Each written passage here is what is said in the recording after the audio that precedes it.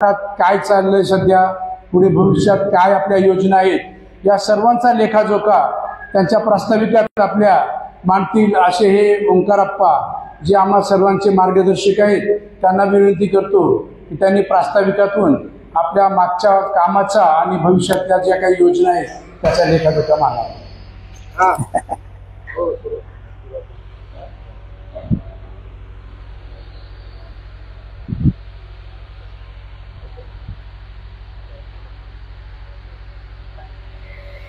प्रथमतः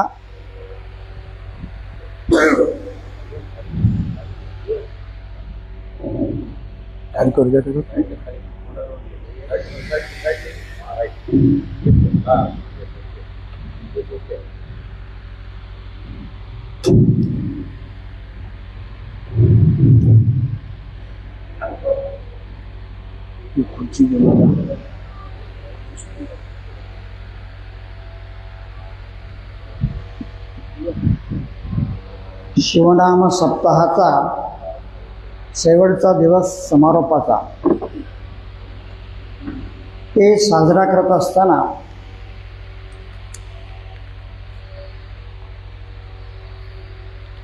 आपण सर्वांनी प्रथमतः लोकांचं मठसंस्थान श्री गणाचार्य मठसंस्थान इथं उपस्थित झालात त्याबद्दल सर्वात मी स्वागत करतो आहोत। त्यानंतर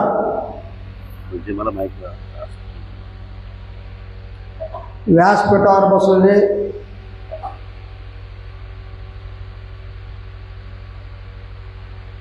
गुरुमाऊली तटस्थल ब्रह्मी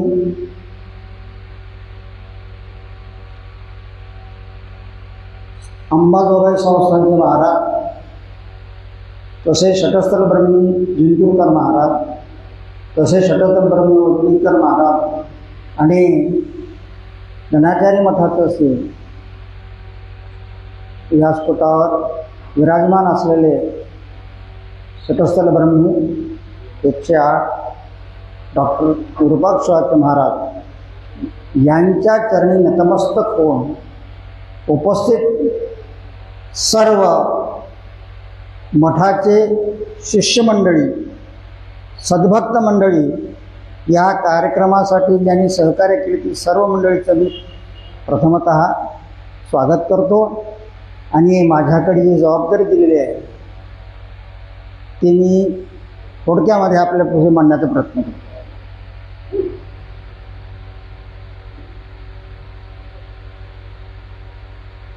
2008 या साली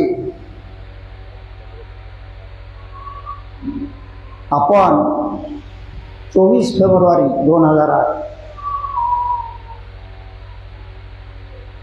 जे मठाची गादी रिक्त होती त्या गादीवरती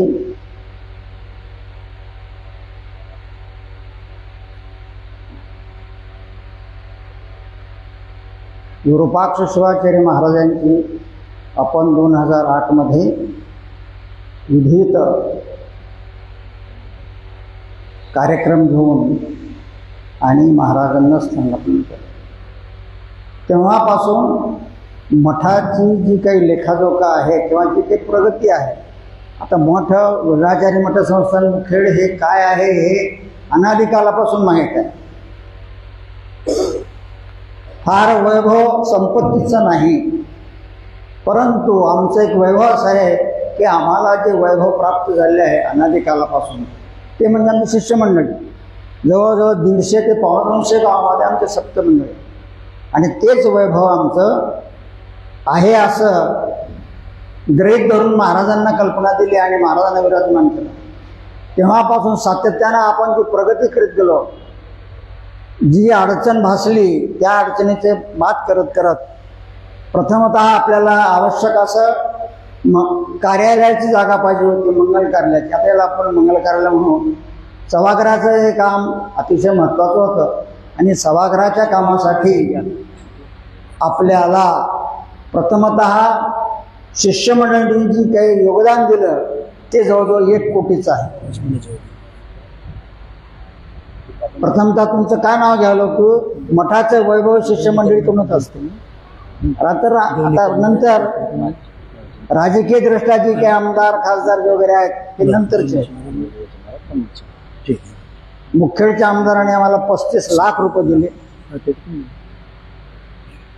खासदार साहेबांनी चिखलीकर साहेबांनी 30 लाख रुपये दिले आणि मंत्री साहेबांनी मनसोडे साहेब यांनी 1 कोटी रुपयाचं आपल्याला सहकार्य केलं.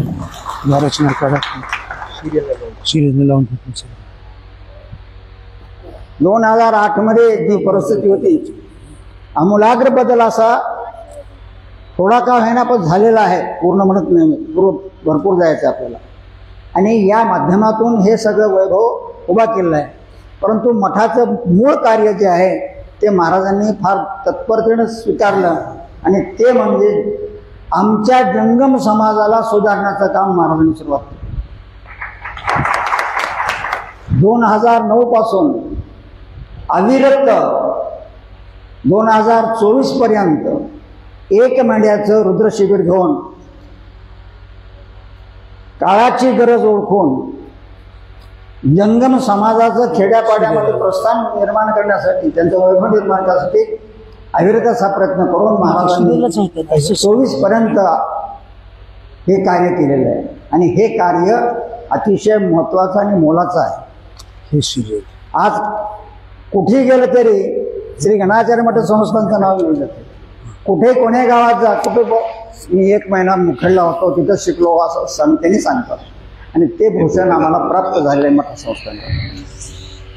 आता बाकीचं अविरत असा समाधी सोहळा चालू आहे. दररोज आपण रुद्राभिषेकाचं समन्वय समाधीला अभिषेक करतो.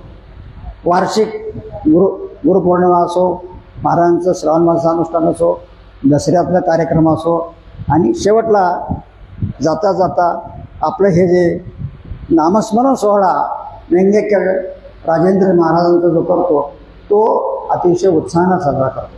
आणि त्याच्यामध्ये भर म्हणून 2-3 वर्षापासून आपण महाराजांची जी संकल्पपूर्ती होती त्या संकल्पपूर्तीचं जी बेडीकरांनी हिरेने भार घेऊन रथोत्सवाचा कार्यक्रम ठेवला. आणि दरवर्षी आपण शेवटच्या दिवशी रथोत्सव कार्यक्रम बेडीला साजरा करतो.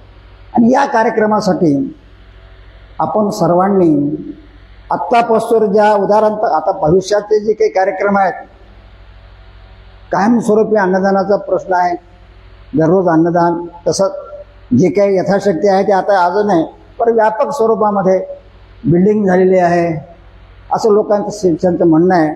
किंवा या ठिकाणी कायम स्वरूपामध्ये अन्नदानाचं व्हावं त्याच्यासाठी देखील प्रयत्न आहे.